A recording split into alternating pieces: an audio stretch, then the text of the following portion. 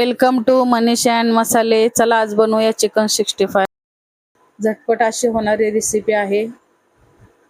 वरून क्रिस्पी आणि आतून ज्युसी अशी बनती ही रेसिपी.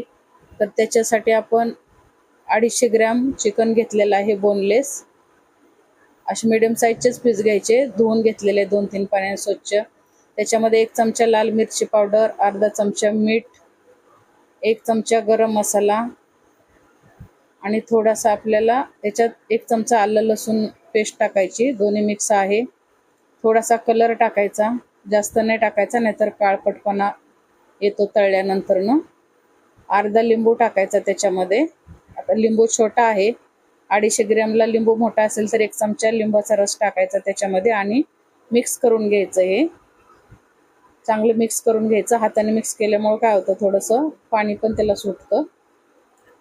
आता हे आपल्याला मिक्स करून 15 मिनिटं झाकून ठेवायचं. 15 मिनिटं झालेले आहेत. आता आपल्याला ह्याच्यामध्ये कॉर्नफ्लॉवर मिक्स करायचं आहे. तर लागल तसं टाकायचं. मी सुरुवातीला 4 चमचे टाकणार आहे. भरून घेतलेले आहेत पूर्ण हे चमचे, तुम्हाला कमी जास्त लागू शकतात.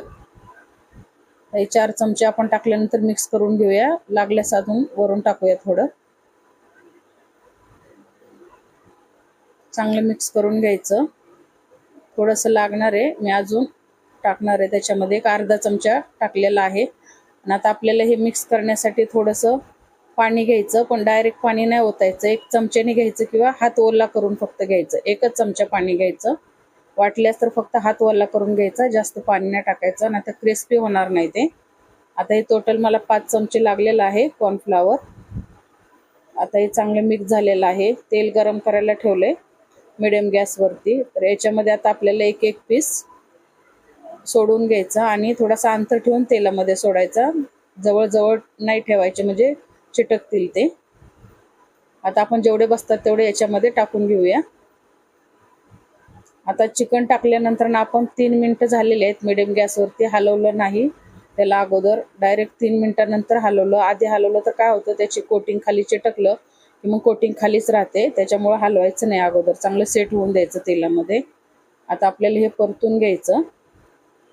ही साईड पलटी करून घ्यायची आणि पलटी केले 2 मिनिटं ठेवायचं आणि नंतरनं तुम्ही हलवू शकता कंटिन्यू. त्याला असं 7 ते 8 मिनिटामध्ये फ्राय होतं मीडियम साईजचे पीस.